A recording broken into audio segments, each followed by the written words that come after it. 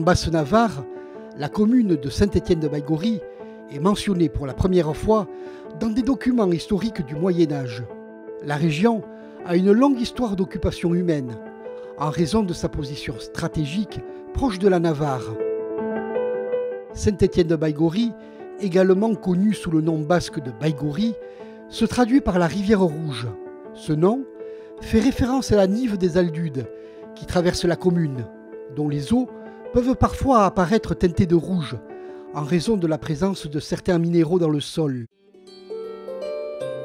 Le fronton de Saint-Étienne-de-Baïgorry, financé en 1857 par les frères Dabadi d'Arrast, témoigne de l'engagement de cette famille pour le patrimoine culturel basque.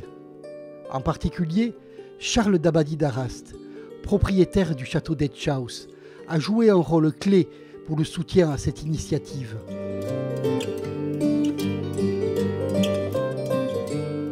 Le château d'Etchaus, construit au XIIe siècle, est l'un des témoins les plus importants de l'histoire médiévale de la région.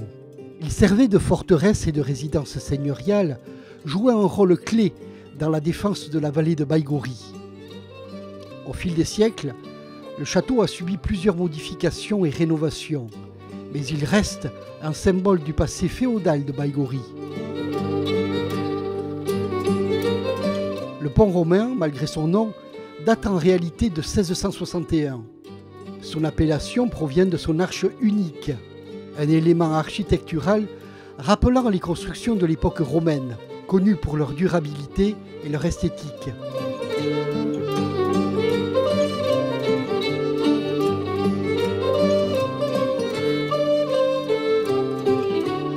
L'église Saint-Étienne est construite en pierre rouge de la Radoï.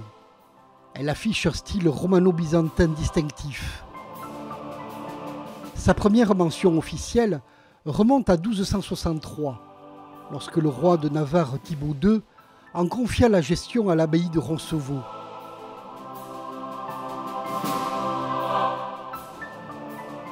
L'élément typique est la rangée de galeries en bois. Certains appellent cela également des balcons intérieurs.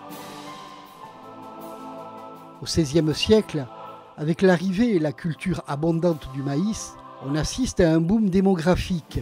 Du coup, de plus en plus de monde se présentait le dimanche à l'église. C'est à ce moment-là que l'on construisit au Pays Basque les galeries. Selon les endroits et la masse de population, il pouvait y avoir entre 1 et 3 galeries, comme ici, à l'église de Saint-Étienne.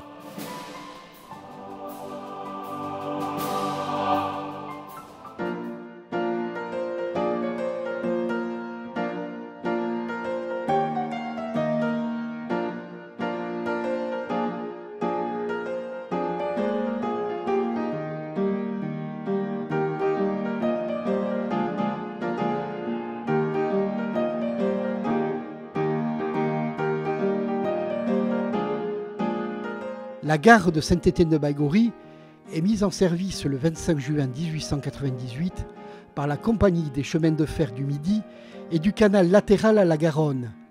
Elle est inaugurée lors de l'ouverture à l'exploitation de la ligne d'Ossès-Saint-Martin-d'Arossa à Saint-Étienne-de-Baïgorry, un court embranchement de la ligne de Bayonne à Saint-Jean-Pied-de-Port.